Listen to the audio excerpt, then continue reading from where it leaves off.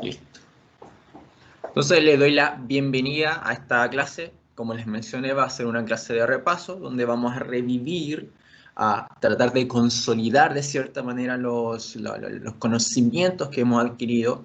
Particularmente lo que vamos a tratar esta clase va a ser destilación y absorción, que fue las primeras dos unidades que hemos visto. Vamos a entrar, vamos a mencionar las cosas generales, ¿sí? Pero también vamos a profundizar quizás en algunos aspectos que probablemente no nos dio el tiempo de analizar de forma más concienzuda, de forma más profunda en el momento en que lo analizamos. Entonces, de esta manera nos vamos a enfocar bastante en ese sentido. La destilación, finalmente, habíamos mencionado, lo que vimos fue la destilación, que era la destilación en una sola etapa, o en dos etapas, si mezclamos o juntamos una destilación flash sobre otra destilación flash, pero lo que nos enfocamos primordialmente fue la destilación fraccionada, la destilación con una columna de rectificación en este sentido. Y particularmente el uso principal que se le da a la destilación está en la industria del petróleo. Entonces, cuando comenzamos a destilar el petróleo utilizando esta energía térmica, energía calórica, para separar mediante los puntos de ebullición. Recordemos que la destilación es una separación que se basa en, los puntos, en las diferencias de los puntos de ebullición, obtenemos diferentes elementos. Desde los más volátiles, que es el gas, el querosene, por ejemplo, a 25 grados Celsius, gasolina entre 25 y 60 grados Celsius, butano, propano, qué sé yo, todo ese tipo de materiales un poco más de cadenas más cortas, butano, propano, 60, 180 grados Celsius, queroseno, ya combustible para buques, para aviones, alrededor de 200, 250 grados Celsius, lubricantes que son más espesos, como aceites también, 300, 350 grados Celsius, del asfalto que está todo lo que queda básicamente en el fondo, en el rehervidor de esta columna de destilación, hacia arriba, lo que está en el fondo es el asfalto, lo que se ocupa finalmente en las calles. Este es un uso, digamos, de economía circular en ese sentido, porque antes ese era desperdicio, que se enterraba en un relleno sanitario, simplemente se arrojaba ahí al suelo y quedaba para la posteridad. Pero actualmente se utiliza como asfalto para asfaltar finalmente las calles por las que transitan los autos día a día en todas las ciudades del mundo. Entonces aquí habíamos mencionado una destilación fraccionada, está compuesta de diferentes etapas de equilibrio. Nos enfocamos particularmente en la columna de platos. Entonces, hay diferentes etapas de equilibrio que están considerando el equilibrio precisamente que se establece entre distintas fases que están actuando dentro de nuestra columna de destilación. Tenemos un líquido, una fase líquida que está bajando, y una fase de vapor que está subiendo. Básicamente aquí estamos hablando del mismo compuesto, pero que mientras baja está en estado líquido y mientras sube está en estado gaseoso. Es el vapor del mismo líquido. Por lo tanto, la transferencia de masa que se realiza y el equilibrio de transferencia de masa que está presente en cada una de estas etapas se establece a través del líquido y el vapor del mismo compuesto. Entonces, lo que finalmente sale de una etapa de equilibrio, por eso se llama de equilibrio, está en equilibrio, en este sentido. Por ejemplo, como ven en la imagen, en el plato 2, el líquido que sale del plato 2 está en equilibrio con el vapor que sale del plato 2 también. No sucede lo mismo con lo que entra. Lo que entra no está en equilibrio. El líquido que entra, L1 en este caso, no está en equilibrio con el vapor que entra, V3. Por lo tanto, como no están en equilibrio y entran a una etapa de equilibrio que nosotros llamamos plato, por lo tanto tienen que llegar al equilibrio mediante todas las transferencias de masa que nosotros hemos estudiado ya para finalmente salir en equilibrio, L2 y V2 respectivamente. Entonces, volviendo al mismo ejemplo del plato 2, la relación que se establece es una transferencia de masa del componente más volátil, que aquí llamamos A, que pasa del líquido que va bajando al vapor. Por lo tanto, podemos decir que el vapor se está enriqueciendo del componente más volátil, del componente A en este caso. Pero al mismo tiempo se realiza una transferencia de masa del componente menos volátil, que aquí llamamos B, desde el vapor hacia el líquido. Desde el vapor hacia el líquido. De tal manera de que el líquido se está enriqueciendo en B, o lo que es lo mismo, se está empobreciendo en A. Lo mismo con el vapor. Se está enriqueciendo en A, pero se está empobreciendo en B. Por lo tanto, en el líquido disminuye la concentración de A, del componente más volátil, y aumenta la concentración de B, del componente menos volátil. En el vapor, por lo tanto, también aumenta la concentración de A, porque se está enriqueciendo, y también disminuye la concentración de B, del componente menos volátil. Básicamente, esas son las transferencias de masa que están pasando en cada una de las etapas de equilibrio que nosotros llamamos platos. Es exactamente lo mismo que sucede en las torres empacadas. En el empaque, en el total del empaque, que se ocupa como toda una operación unitaria, o sea, como toda una etapa de equilibrio, digo, se establece esta misma relación. Lo que entra de líquido por el empaque es lo mismo que se establece el equilibrio con lo que va entrando de vapor por abajo. Y aquí teníamos, por lo tanto, diferentes zonas de nuestra torre de destilación. Recordemos, es una torre que va hacia arriba.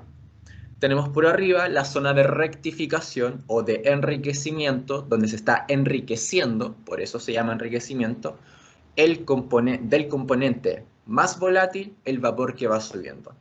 Y la zona de agotamiento, que es el líquido, donde se está agotando el componente más volátil en el líquido, ¿no? Y la división básicamente está en la alimentación, en el plato de alimentación. En el plato donde entra la alimentación se llama plato de alimentación.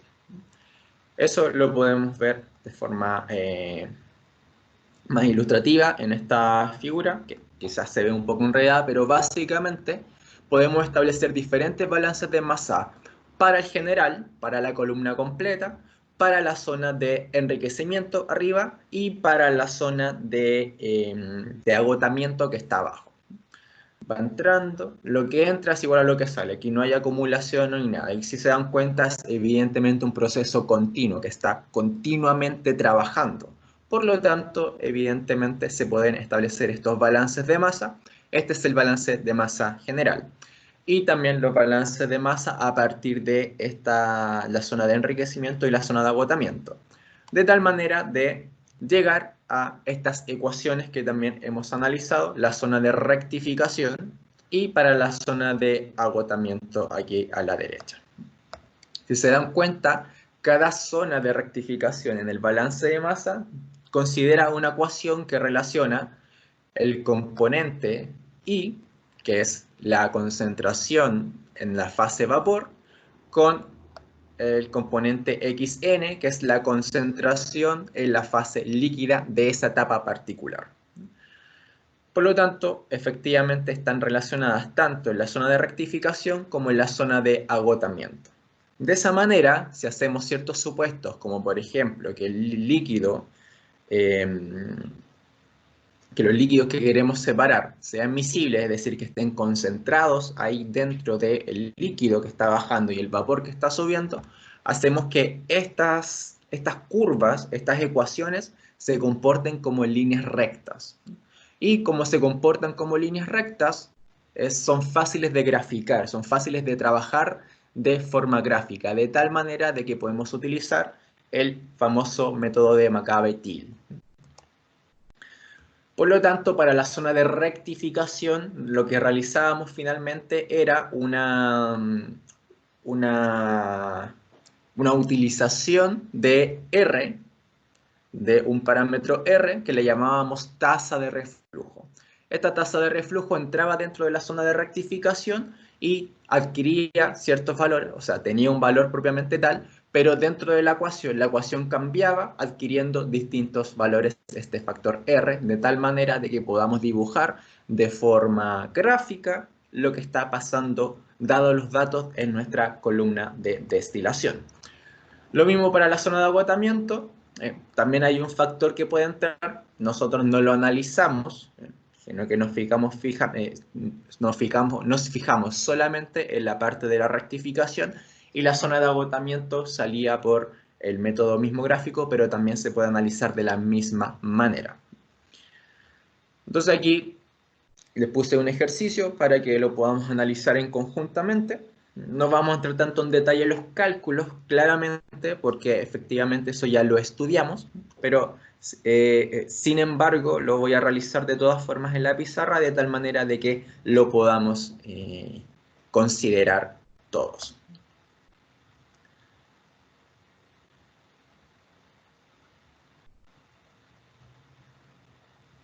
Perfecto. Déjenme un momentito porque...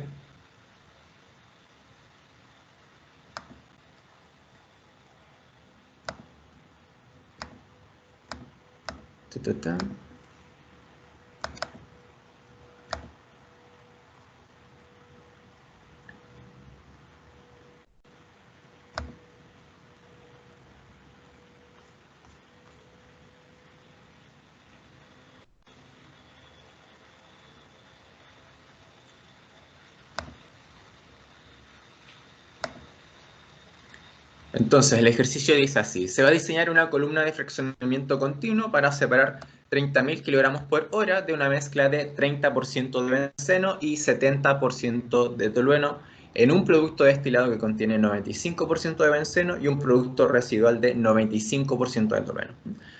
Estos porcentajes están expresados en masa, en moles. Ahí lo vamos a usar directamente. Se utilizará una relación de reflujo de 2,5 moles por 1 mol de producto. La alimentación tiene una temperatura de ebullición de 95 grados Celsius a la presión de una atmósfera.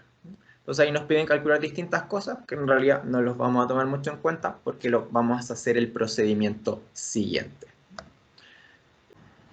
¿Qué es lo que vamos a hacer inicialmente? Es, a partir del diagrama de equilibrio, les voy a mostrar lo que hice porque la diapositiva siguiente lo tengo hecho. Aquí está el diagrama de equilibrio. Voy a dibujarlo más grande.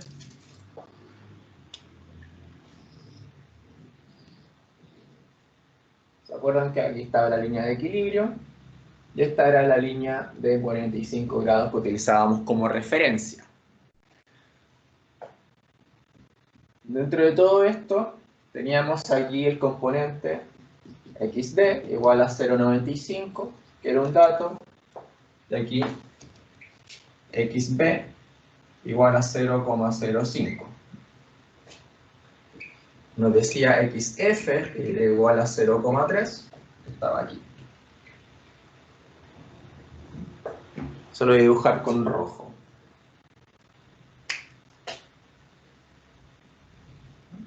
Estaba en la posición 0,3. Por lo tanto, aquí está este punto y este punto de acá. ¿Qué vamos a hacer? Vamos a calcular el R, la tasa de reflujo mínima. Si se acuerdan, en la evaluación sumativa número 1, digamos como a esto algo de forma más tanteándolo, pero ahora lo vamos a calcular de forma directa. ¿Cómo lo vamos a hacer? Finalmente, recordemos que la parte mínima es cuando choca directamente o converge justo en el punto de la línea de equilibrio la línea de operación de la zona de rectificación con la línea de la alimentación. Aquí está la línea de la zona de agotamiento. Entonces, ¿cómo calculamos este? Finalmente, tenemos que determinar dos puntos. ¿Por qué? Porque el R está relacionado, dijimos, con la pendiente de la recta, de esta recta. ¿Cómo calculamos la pendiente de la recta? M igual a, este le vamos a llamar P1, a este le vamos a llamar P2, P1, P2. Entonces, las características de P1, la pendiente va a ser I1 menos I2 dividido X1 menos X2. Este es simplemente un análisis del diagrama. de eso nos va a dar esta pendiente M. Y esta pendiente M es la pendiente de la recta, que era R sobre R más 1. Entonces, teniendo esto como característica, podemos calcular R. Que en este caso, como es la pendiente de la línea que justo converge en la zona de equilibrio, en la línea de equilibrio, con la línea de alimentación, corresponde al R mínimo. Entonces aquí R mínimo, R mínimo. ¿Cómo calculamos esto? Finalmente nuestro punto inicial, P1, lo voy a escribir acá arriba, es 0,95,095. Recordemos que esta línea de 45 grados es como un espejo del mismo diagrama, 0,95,095. Y nuestro P2 está ubicado justo en la línea de equilibrio, que es 0,3. En el X y en el eje Y yo lo había calculado también, se lo voy a mostrar gráficamente en el... es 0,53. Aquí no queda tanto, pero bueno, en el gráfico se van a dar cuenta que está mucho mejor escrito. 0,95. Entonces, esto finalmente es I1, que es este, menos este, 0,95 menos 0,53, dividido 0,95 menos 0,3. Y eso nos da 0,65, si no me equivoco, sí. Y eso es igual a R mínimo sobre R mínimo más 1. Si desajustamos todo esto, ¿está? Ahí está donde llega, hasta por ahí. Igual tengo espacio. Nos da que el R mínimo es igual a 1,86. 1,86. Si lo resolvemos de esta manera, calculando gráficamente nuestro R mínimo. A partir de los puntos gráficos podemos calcular la pendiente, y esta pendiente está relacionada con esta ecuación, que es finalmente la ecuación que se determina a partir del balance de masa que se realiza en la zona de enriquecimiento, la zona de rectificación, la parte de arriba de la columna. Con estos datos podemos calcular la pendiente, y con la pendiente, con esta ecuación, podemos calcular el R mínimo, que es 1,86. Eso fue lo que hice, en lo que les voy a mostrar inmediatamente ahora. Que está aquí. Esto. Si se dan cuenta, P1, P2, aquí está la parte mínima, está justo convergiendo en la recta de equilibrio, en la curva de equilibrio digo, justo el punto de la línea de alimentación con la línea de operación de la zona de rectificación. Entonces tenemos P1, P2, la ecuación de la pendiente, que está aquí. Considerando los puntos P1 y P2, tenemos la ecuación de la pendiente, que es igual a eso. Despejando, que fue lo que acabo de hacer, 0,65, nos da que el R mínimo es igual a 1,86. Esa es la tasa de reflujo mínima. ¿Qué quiere decir la tasa de reflujo mínima? Que se debe estar recirculando, por cada mol que sale en el destilado, se deben recircular 1,86 moles hacia la columna de destilación, como salía en el ejercicio. 2,5 moles por un mol de producto, la relación de reflujo. En este caso es el reflujo mínimo para estas condiciones que están indicadas acá arriba, es 1,86. 1,86 entonces significa que 1,86 moles de producto se recirculan por cada mol de producto que sale. Eso es lo que calculamos. Entonces, ¿qué indica la tasa de reflujo mínima? La tasa de reflujo mínima, como habíamos mencionado, lo que quiere decir es que se requiere un número infinito de etapas de equilibrio. ¿Por qué un número infinito de etapas de equilibrio? Porque si nosotros comenzamos a dibujar aquí los escalones del método de Macabe-Thiele, que les había enseñado, finalmente, justo como aquí convergen, tenemos infinitas etapas que llegan al punto de convergencia. de tal manera de que nunca se va a llegar al punto de convergencia porque podemos hacer zoom y zoom y zoom muchas veces y nunca vamos a llegar con cada escalón al punto de convergencia para pasar a la zona de agotamiento que está aquí abajo, indicada por la línea morada. Eso significa que efectivamente tenga un número infinito de etapas de equilibrio para llegar a la consideración. Las columnas, por lo tanto, se diseñan para operar entre 1,2 y 1,5 veces la tasa de reflujo mínima, donde está aproximadamente la región de costos operativos más bajos. Entonces, ¿cómo hacemos el cálculo real? Eso con el reflujo mínimo. El cálculo real simplemente es aplicando la misma ecuación, pero el R ya lo conocemos. El R es 2,5. Si tenemos nuestro R igual a 2,5, tenemos R sobre R más 1, que sería 2,5 dividido 3,5, y eso nos da un valor de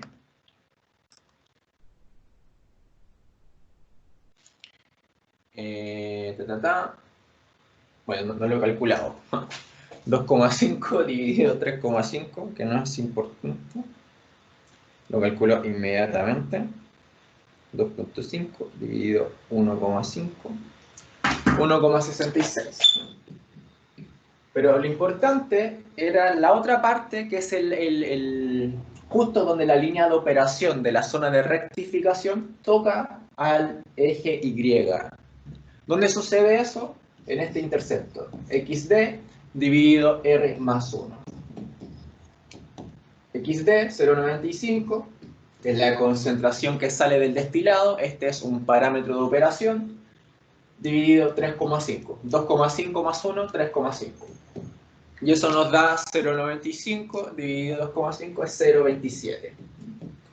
Por lo tanto, en este intercepto, la recta de la línea de operación va a topar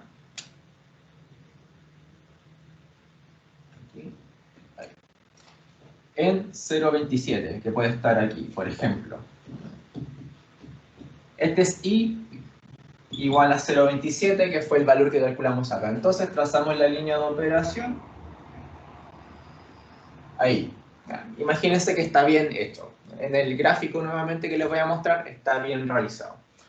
Entonces identificamos gráficamente este punto, que es justo donde topa, y a partir de este punto y este otro punto dibujamos la zona de agotamiento, la línea de operación de la zona de agotamiento. Estamos recordando ahí cómo se hacía finalmente todo esto. Y con esos datos, finalmente, o más bien con esto gráficamente, después podemos establecer nuestro balance de nuestra escritura, o dibujo más bien, de los escalones que van a representar nuestra zona, nuestras etapas de equilibrio finalmente. Yo eso lo voy a hacer con negro. Entonces, lo habíamos mencionado aquí.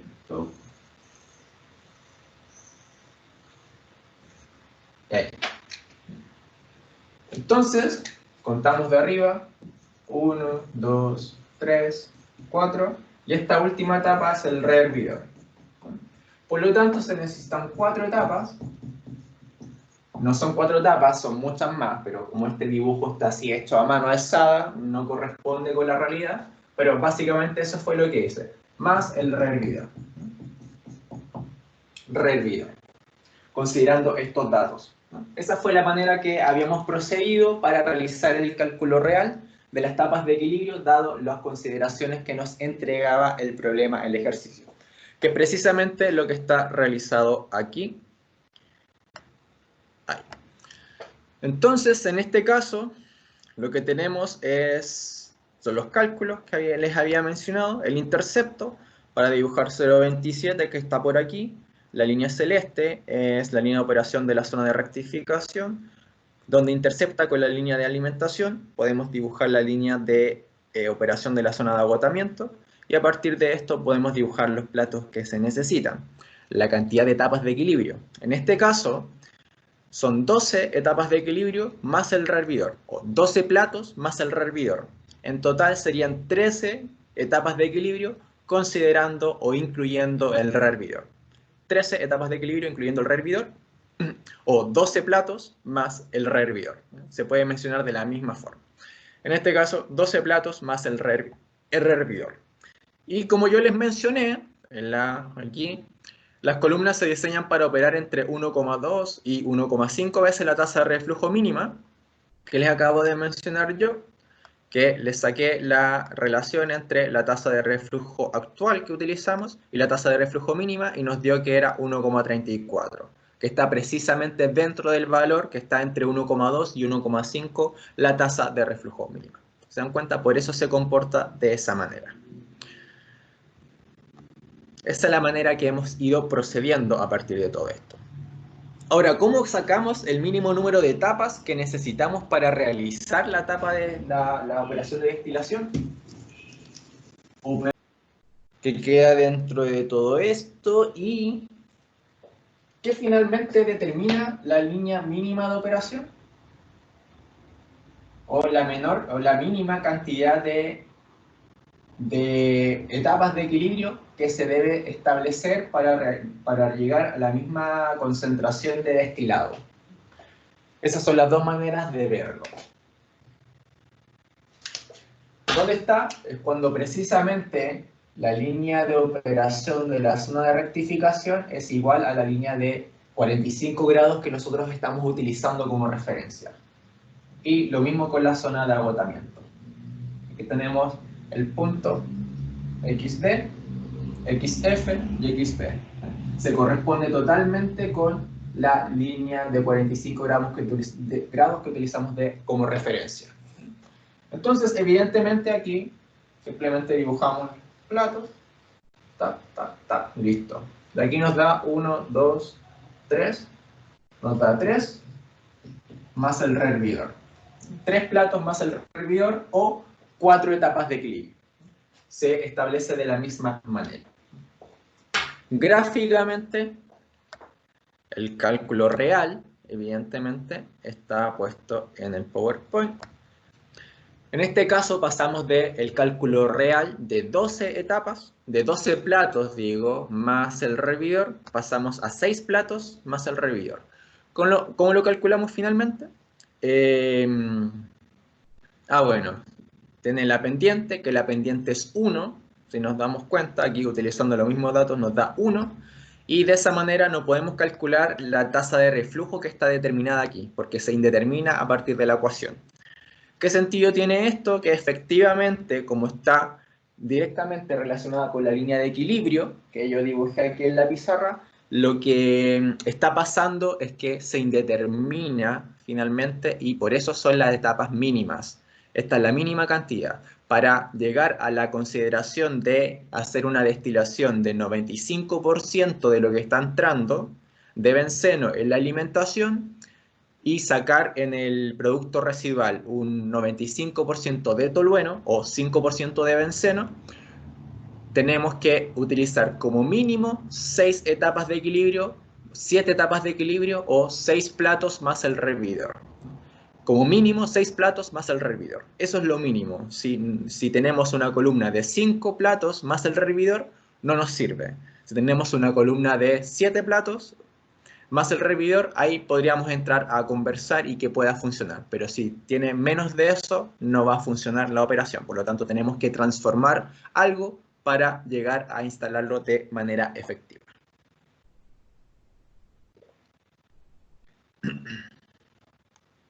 Entonces, el mínimo número de etapas, al final, lo que nos indica es que mientras más y más líquido enriquecido, que entra más y más líquido enriquecido a la columna, si aumentamos considerablemente. Lo que está pasando es que cuando pasamos de la etapa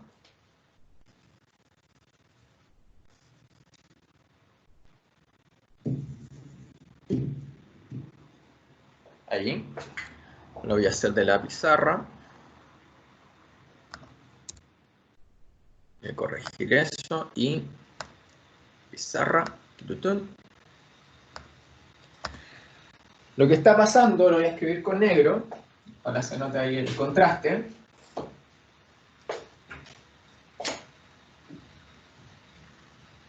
En la parte de reflujo mínima está pasando esto.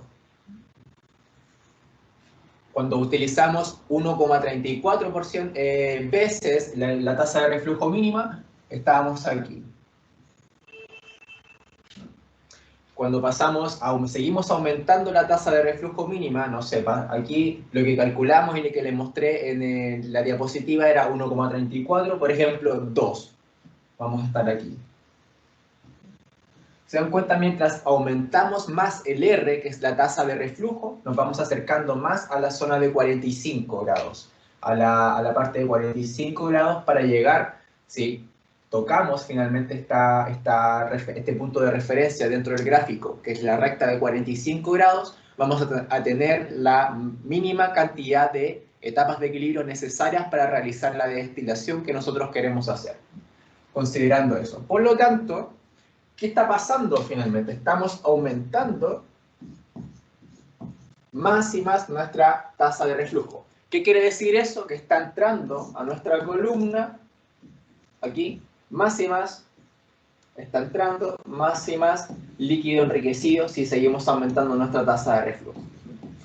¿Qué es lo que está pasando entonces? Que el líquido que va cayendo va a estar más enriquecido en el compuesto más volátil.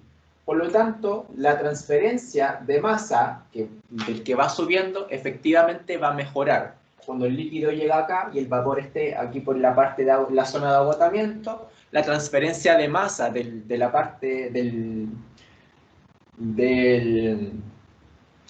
compuesto más volátil se va a realizar de forma más efectiva. Va a mejorar la transferencia de masa ahí, hacia el líquido. Del líquido al vapor, del líquido al vapor. Eso están indicando estas flechas. Del líquido al vapor se va a mejorar esa transferencia de masa. Pero, ¿qué es lo que está pasando aquí abajo? Eso lo voy a hacer con azul. Como estamos ingresando más líquido dentro de nuestro sistema, que es un medio continuo, tenemos que estar generando entonces más vapor. Porque si entra más líquido y estamos generando el mismo vapor, va a haber una acumulación de líquido aquí, hasta que se rebalse. ¿Sí? Y va a salir más, aquí va a salir más concentrado, va a aumentar esta concentración. Y no queremos que pase eso. Por lo tanto, lo que tenemos que hacer es aumentar la energía para hervir mayor cantidad de líquido que va bajando. Esto es una llama. Una llama. Entonces tenemos que potenciar la energía dentro de esta llama, y eso significa agregarle más calor. ¿Qué significa agregarle más calor? Más costos, más dinero, porque la energía es cara para las empresas. Si tenemos que inyectarle más energía porque estamos recirculando mayor cantidad de líquido a nuestro sistema, lo que está pasando es que estamos gastando más dinero en términos energéticos. Por lo tanto, hay un balance. Tenemos que manejarnos al medio. ¿Se dan cuenta? El balance siempre está como al medio. Por eso les decía, entre 1,2 y 1,5 es la operación óptima en términos de costo, porque si operamos cerca de la línea de equilibrio, aquí cerca de la tasa de reflujo mínima, necesitamos muchas etapas, por lo tanto nos va a quedar una torre muy alta. Al contrario, si nos vamos muy al extremo para acá, al mínimo de etapas, lo que vamos a estar haciendo es utilizar mayor cantidad de energía. Por lo tanto, el balance siempre va a estar en medio. Ese es como el corolario de todo lo que les he mostrado hasta ahora. Finalmente, el balance. 1,2, 1,5, la razón de reflujo. Veces la razón de reflujo mínima. Entonces, esa es como la operación óptima dentro de todo esto, simplemente por el balance energético que se debe establecer para que la operación no salga tan cara. Entonces, al final, como les mencionaba, la transferencia de masa aumenta, la separación mejora y se necesitan menos etapas para alcanzar el mismo grado de separación, que es lo que les mencionaba. Sin embargo, mayor cantidad de reflujo significa mayor necesidad de hervir. Necesitamos hervir más líquido para aumentar la razón de vapor. Por lo tanto, eso significa más energía y por lo tanto más costos. Eso no los puse ahí, se encarece el proceso. Ahí como óptimo. Perfecto. Entonces, eso es lo que está pasando a raíz de todo este comportamiento. Como se dan cuenta, si estamos sacando de un lado para ahorrarnos espacio, le estamos sumando a otro en términos de energía, por ejemplo. O si queremos gastar menos energía, le estamos sumando altura. Si se dan cuenta, todo se establece dentro de un balance. Siempre se debe establecer este balance de equilibrio dependiendo de las condiciones de operación que nosotros tengamos dentro de la planta para optimizar de mejor manera esta operación unitaria que llamamos destilación. Y también entramos dentro de la alimentación. Si cambia la alimentación, evidentemente también cambia nuestra parte de acá. Por ejemplo, aquí habíamos mencionado, la alimentación es un líquido a su temperatura de ebullición, es decir, es un líquido saturado.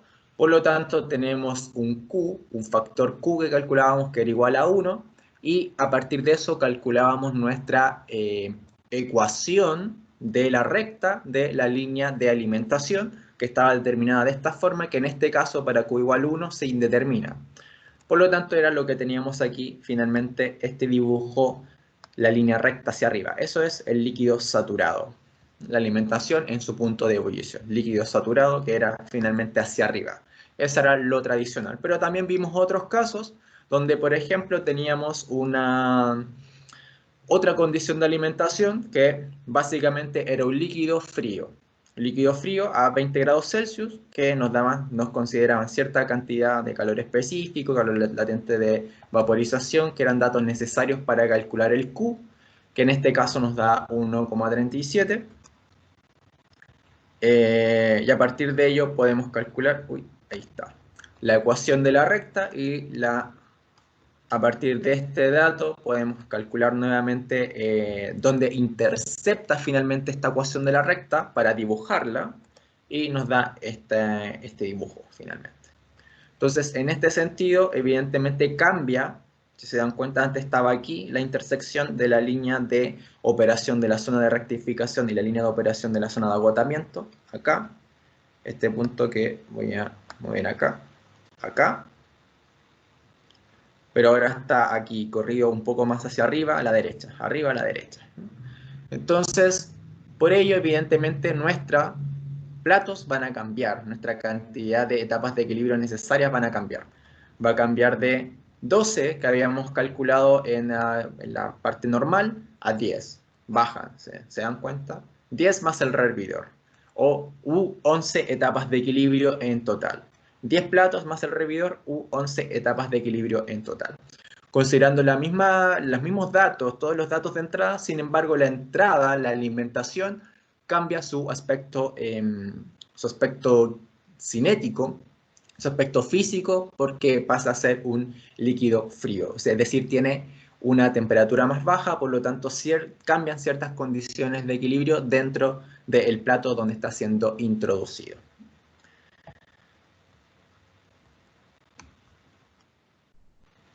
Entonces, las condiciones de alimentación afectan finalmente a las líneas de operación y eso afecta la cantidad de etapas necesarias para la separación, dijimos. Simplemente por entrar a un líquido frío, bajo las mismas condiciones, desde un líquido o sea, desde un líquido saturado a un líquido frío, pasamos de 12 a 10 etapas, 10 platos más el hervidor. De 12 platos a 10 platos. También afecta la localización del plato de entrada. Si se dan cuenta, aquí el plato entra en el plato 1, 2, 3, 4, 5, 6. Eso no lo puse. 6 entra en el plato 6. Y en la parte anterior, que tampoco lo puse, entra en el plato 1, 2, 3, 4, 5, 6, 7. ¿No? Entre el 7 y el 8 entra ahí. En el plato 7. Por lo tanto, no solo también afecta la cantidad de las etapas de equilibrio necesarias, sino que también afecta la localización del plato de entrada. Y eso es un punto fundamental porque evidentemente cambiando la forma física, la energía térmica que trae nuestra alimentación, podemos cambiar las etapas de equilibrio y de esa manera optimizar el proceso, ya sea en altura o en cantidad de energía que se necesita, tal y como les mencioné acá. De esa manera, ¿cómo podemos cambiar las condiciones de alimentación? Algunas columnas son diseñadas con múltiples puntos de entrada. para que entren distintos tipos de compuestos que queramos destilar, o que también entre el mismo compuesto que queramos destilar, pero bajo distintas condiciones. Porque bajo distintas condiciones cambia nuestro plato de entrada y de esa manera lo podemos incorporar en diferentes partes para optimizar el proceso, para hacer el proceso más óptimo, dadas las condiciones operacionales que estamos estableciendo dentro de nuestra planta. Pero además también afecta el vapor. Como les mencioné aquí, tenemos que estar evaporando, y el vapor que sube, dadas las circunstancias, puede estar estableciendo distintas relaciones de equilibrio en la transferencia de masa, pero también se puede estar comportando desde el punto de vista físico de diferente forma. Si tenemos una velocidad un poco alta de vapor, del vapor que va subiendo porque se está produciendo mucho vapor, tenemos mucha energía y se está evaporando bastante, por lo tanto la velocidad de vapor que va subiendo es alta en comparación con el líquido que va bajando, se puede generar un borboteo, un burbujeo muy intenso que, dependiendo del líquido que esté, pueda formar espuma. Este es el primer caso que se puede dar de problemas dentro de que generan las distintas condiciones del vapor. Si se genera espuma, la espuma sabemos que es un aglomerado de burbujas de aire o de vapor que finalmente lo que hacen es disminuir la transferencia de masa. Si se genera espuma, se disminuye la transferencia de masa. Por lo tanto, es un problema que no queremos que suceda dentro de nuestra etapa o dentro de nuestras etapas de equilibrio, en los platos que estamos considerando. También, si ya es muy elevada esta velocidad de vapor, este flujo de vapor que va subiendo, se puede generar arrastre. ¿Qué significa el arrastre? Aquí probablemente un dibujo sea más esclarecedor. El arrastre es que simplemente se eleva tanto la velocidad de flujo del vapor que está subiendo que arrastra líquido en el plato o en la etapa de equilibrio que estemos considerando. Aquí les voy a especificar mejor en términos de aire. Entonces tenemos nuestro plato aquí y recordemos que nuestro plato puede tener orificios, ¿no? Estos son los orificios. Por estos orificios transita nuestro vapor. Nuestro vapor sube por acá. Vapor sube por los orificios. Y nuestro líquido está aquí presente como un mar. ¿Qué es lo que pasa si la velocidad del vapor es muy alta? Va a arrastrar gotitas de nuestro líquido cuando sube. Va a arrastrar gotitas del líquido cuando sube. ¿Qué es lo que pasa eso? Que finalmente genera pérdida de líquido que va a ir bajando luego por nuestra cascada, aquí nuestra parte de cascada cuando cae hacia el otro plato. Aquí está el otro plato. Va a ir perdiendo líquido. Si pierde líquido, es decir, hay menos masa requerida, o hay menos masa dentro de este volumen, dentro de esta etapa de equilibrio, que se va a usar para realizar la transferencia de masa. Si hay menos líquido para realizar la transferencia de masa, por lo tanto la transferencia de masa va a disminuir. Tiene el mismo efecto que la espuma. Disminuye finalmente nuestra transferencia de masa. Por lo tanto, es un problema que tampoco queremos que suceda dentro de nuestra operación de la columna de destilación. Lo mismo pasa con los empaques. Los empaques, las columnas empacadas, tenemos los empaques, donde finalmente está pasando aquí nuestro aire, que también puede arrastrar consigo partículas, gotas de nuestro líquido que está bajando por el empaque. Pasa exactamente lo mismo. Estos problemas son para las columnas de platos y para las columnas empacadas. Pasan exactamente lo mismo. ¿Cuál es ese otro problema que podemos establecer? Que es lo contrario a lo que estamos viendo aquí, que es cuando la velocidad de flujo de vapor es muy baja. Es muy baja en comparación con lo que está aquí dentro del líquido. Es tan baja que nuestro líquido que está aquí gotea. Por eso se llama goteo. gotea, cae por estos orificios hacia el otro plato que está inmediatamente abajo. ¿Qué es lo que pasa aquí? Que se está perdiendo también, nuevamente, se está perdiendo líquido para realizar la transferencia de masa, de tal manera de que mejora la transferencia de masa. No hay transferencia de masa efectiva dentro de todo esto. Por lo tanto, evidentemente se está convirtiendo en un desmejoramiento. Esto se llama goteo. ¿Qué es lo otro? La inundación.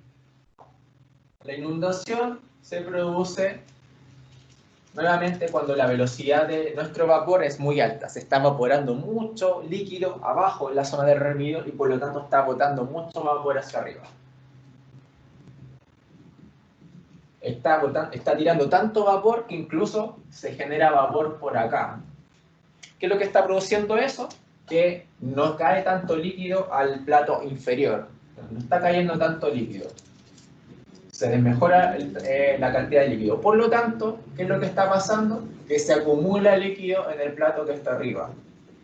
Se acumula líquido, mucho líquido.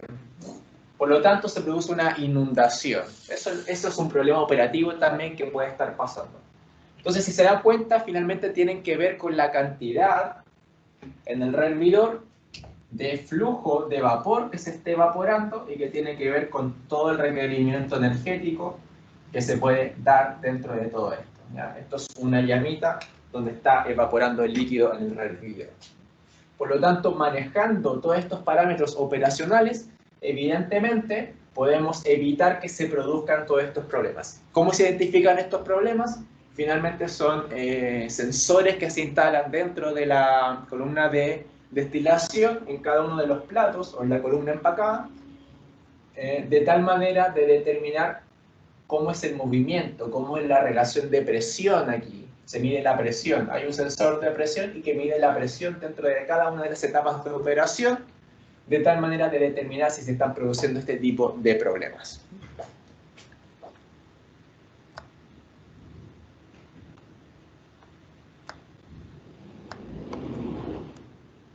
Entonces, ¿qué factores afectan la operación de operación de destilación?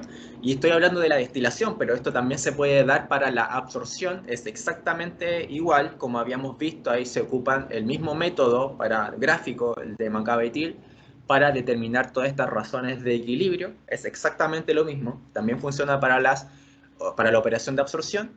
Las condiciones de alimentación afectan, lo mencionamos. La tasa de reflujo, también lo vimos también gráficamente. Las condiciones de vapor, que se los expliqué en la pizarra. El diámetro de la columna, si es más ancha o muy delgada, va a impedir el paso o gestionar el paso del líquido que va bajando o el vapor que va subiendo. Y también el estado de los platos. El estado de los platos, aquí están los platos, por ejemplo, puede tener un agujero o estos edificios pueden estar tapados. Lo mismo con los empaques, que pueden estar rotos, pueden estar...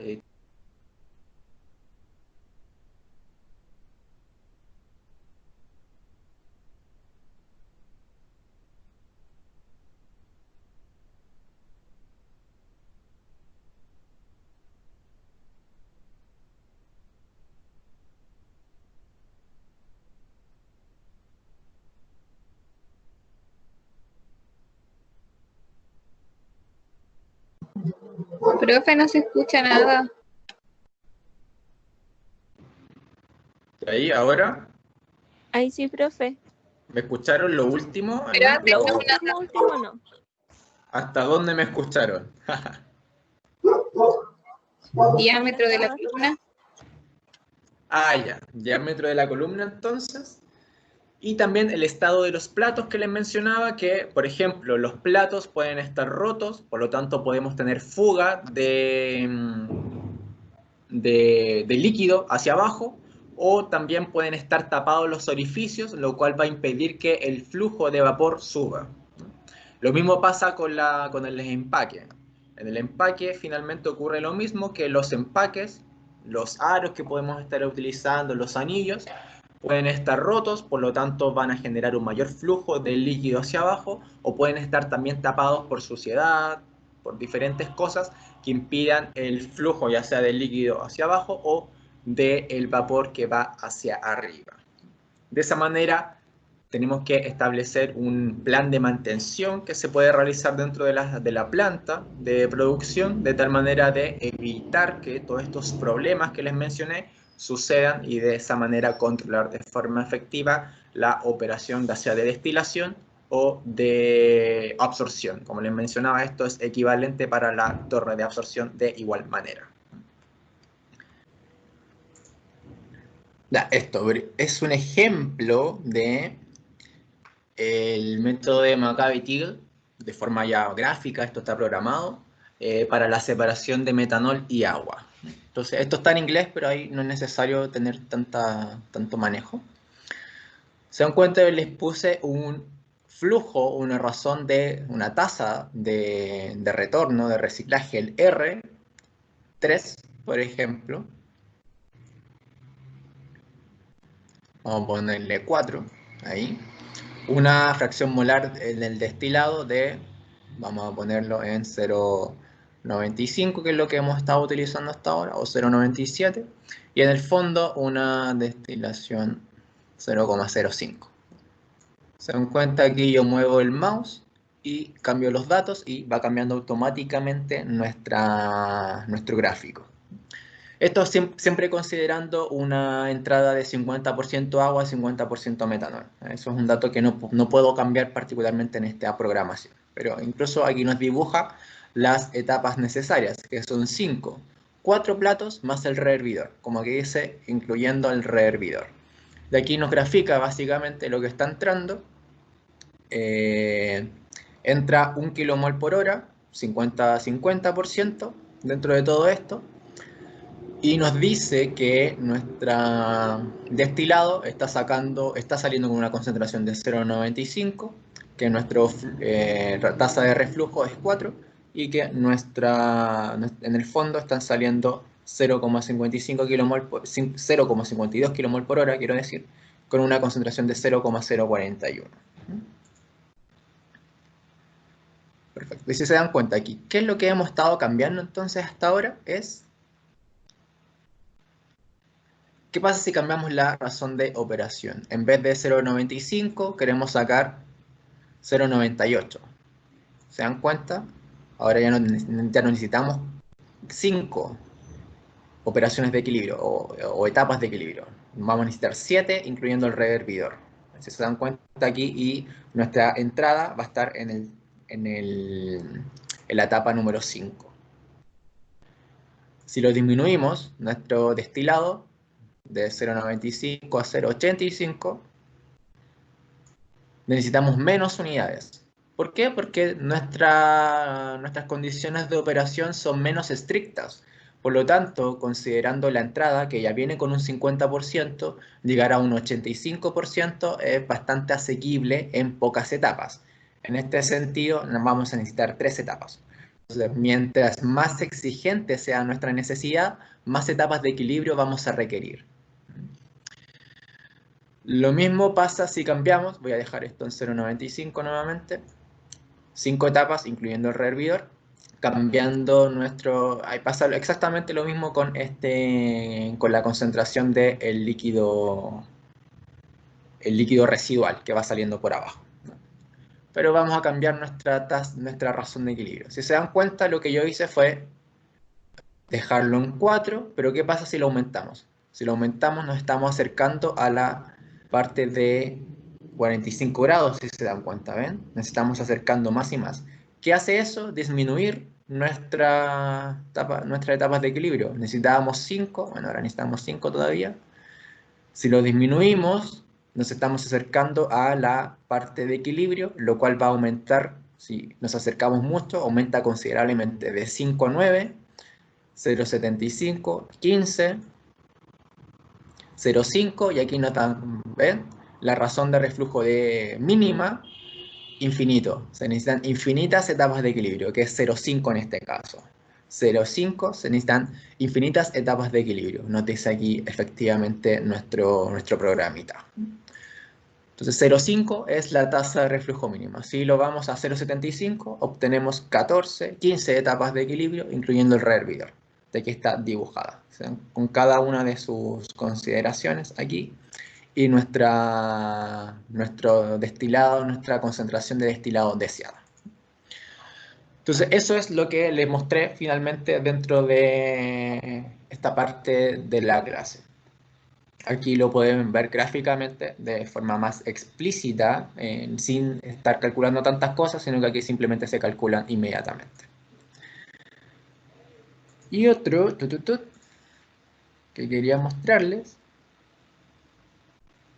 era...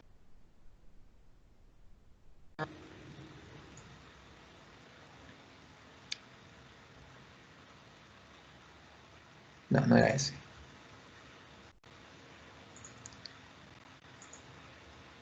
Como les mencioné, esto era equivalente para la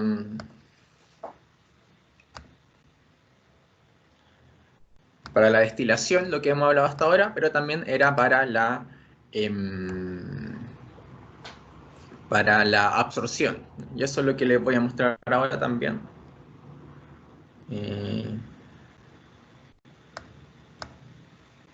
Perfecto. Entonces,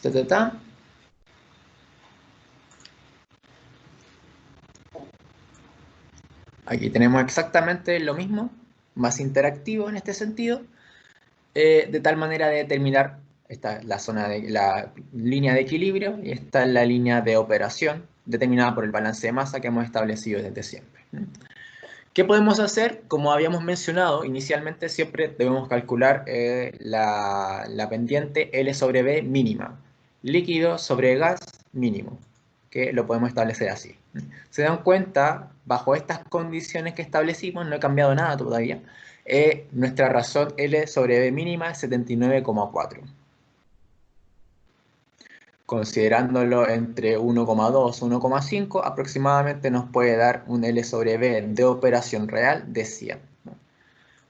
Básicamente lo mismo que habíamos analizado para la destilación. Entonces, considerando eso, que L sobre B,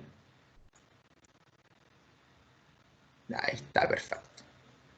O sea, aquí tenemos como datos estándar, qué sé yo.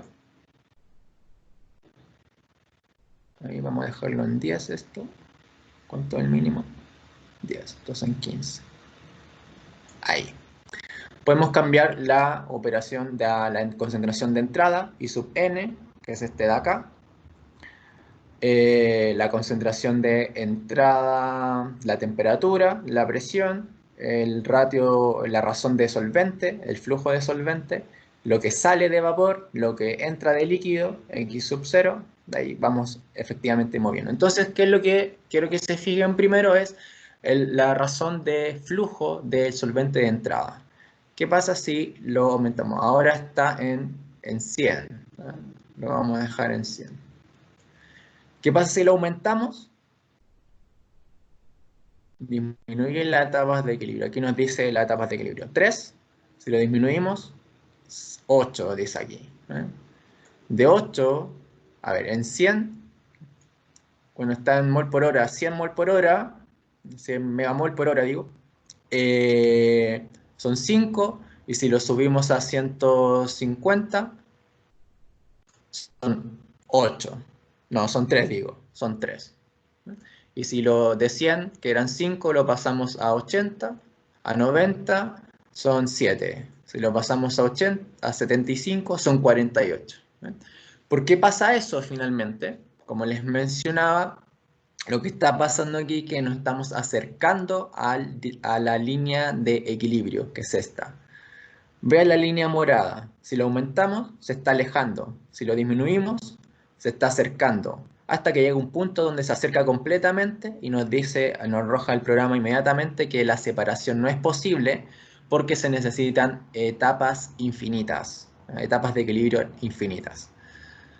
Lo volvemos a aumentar y estamos dentro de las líneas de operación que se pueden establecer dentro de todo esto. Eso cambiando el flujo de entrada, L sobre B. Esa es la razón que calculamos, si se recuerdan bien, en la evaluación sumativa número 2. ¿Qué más podemos cambiar? ¿Qué efecto tiene sobre la solubilidad de todo esto? La temperatura. ¿cierto? Aquí estamos a 25 grados Celsius. ¿Qué pasa si aumentamos la temperatura? ¿Aumenta la solubilidad o disminuye?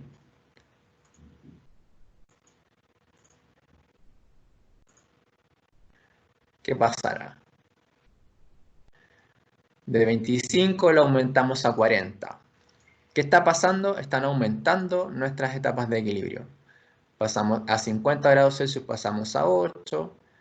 En 25 grados Celsius, que es temperatura ambiente, 5.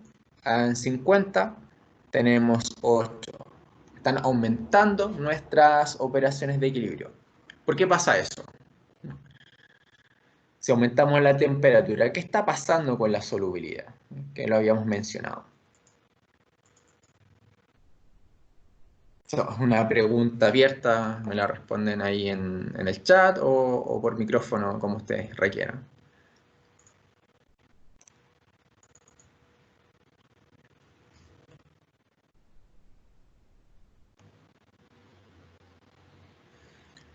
Si aumentamos la temperatura,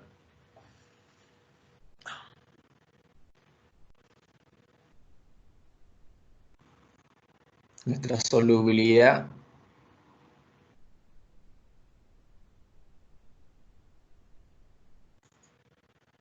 disminuye, aumenta.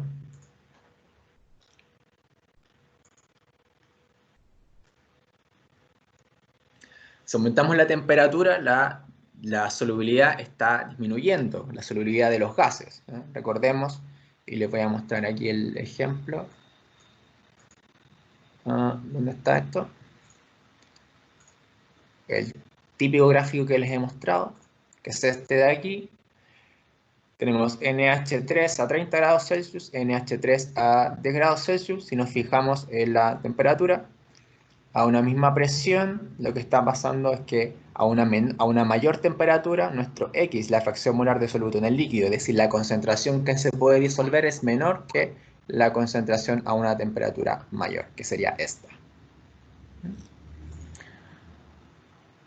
Por lo tanto, si está disminuyendo nuestra solubilidad, aquí, a una temperatura mayor, efectivamente vamos a necesitar una mayor cantidad de etapas de equilibrio de tal manera de lograr la separación que queremos realizar. Ese es como el aspecto fundamental que quería mostrarles. A una mayor temperatura, lo que estamos haciendo es disminuir la solubilidad. Si disminuimos la solubilidad, necesitamos una mayor cantidad de etapas de equilibrio, es decir, necesitamos mayor proceso, básicamente, para llegar a la misma separación que queremos realizar. Si disminuimos la temperatura, estamos aumentando la solubilidad, por lo tanto vamos a necesitar menor cantidad de etapas de equilibrio. 4 en este caso a 10 grados Celsius. Dejémoslo en 25. ¿Qué pasa si modificamos la presión? La presión aquí está a 2,5 atmósferas. La presión, si la aumentamos, necesitamos menos etapas de equilibrio. 4. Si la disminuimos, disminuye la presión, necesitamos mayor cantidad de etapas de equilibrio. ¿Por qué? Porque la presión al aumentar aumenta la solubilidad de los gases. El mismo gráfico, a partir del mismo gráfico que les mostré, se puede establecer eso. Aumenta la solubilidad de los gases. Si aumenta la solubilidad de los gases con el aumento de la presión, estamos aumentando nuestra transferencia de masa. Por lo tanto, efectivamente vamos a estar mejorando la operación de absorción. Si la disminuimos, estamos disminuyendo nuestra transferencia de masa hasta llegar a un punto crítico donde la separación no es posible, porque finalmente se está acercando mucho a la línea de equilibrio, la línea de operación. Dejémoslo en 2,5 atmósferas. Perfecto. La entrada. ¿Qué pasa si modificamos la concentración de entrada del vapor? Si la aumentamos, si la disminuimos, ¿por qué está pasando eso? Si disminuimos la concentración de entrada de vapor, significa que estamos extrayendo menor cantidad, básicamente es una concentración. Si estamos disminuyendo la concentración, significa que hay menor cantidad de material que se debe separar. Si hay menor cantidad de material, de masa que se debe separar del vapor, del gas en este caso digo, efectivamente vamos a necesitar menos etapas de equilibrio porque así está establecido finalmente por el balance de masa. Mientras mayor cantidad de masa necesitamos retirar de nuestro gas, mayor cantidad de etapas de equilibrio vamos a necesitar. Vamos a dejarlo en 100.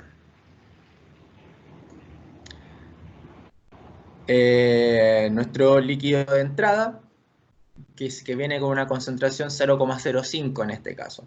¿Qué pasa si la aumentamos? De 0,05 a 0,15. Estamos aumentando nuestras etapas que se requieren, nuestras etapas de equilibrio que se requieren. ¿Por qué pasa esto? Porque el solvente ya viene con cierta concentración de lo que queremos retirar de nuestro gas. Si viene con cierta concentración, ya viene con una cantidad establecida, va a estar sacando menor cantidad de este mismo soluto del gas, porque no va a tener tanto espacio para seguir retirando. Ahí entramos con el concepto de saturación. Va a estar más próximo a la saturación, por lo tanto no va a sacar tanto soluto de nuestro gas. ¿Qué pasa si lo disminuimos, por ejemplo, a 0? Efectivamente va a tener mayor espacio entre comillas, para realizar mayor cantidad de transferencia de masa. Recordemos que la transferencia de masa estaba determinada por la diferencia entre una fase y la otra.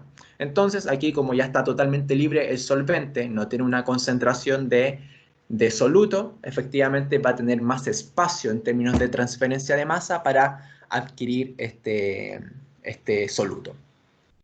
Lo mismo con la condición de operación de salida del vapor. Si queremos sacar más o menos, que salga con más o menos. Si queremos que salga con más, evidentemente significa que estamos extrayendo menor cantidad, o absorbiendo más bien, menor cantidad de soluto en el solvente. Si queremos que salga con una menor cantidad, significa que estamos absorbiendo mayor cantidad de nuestro soluto con el solvente, por lo tanto necesitamos mayor cantidad de etapas de equilibrio dentro de todo esto.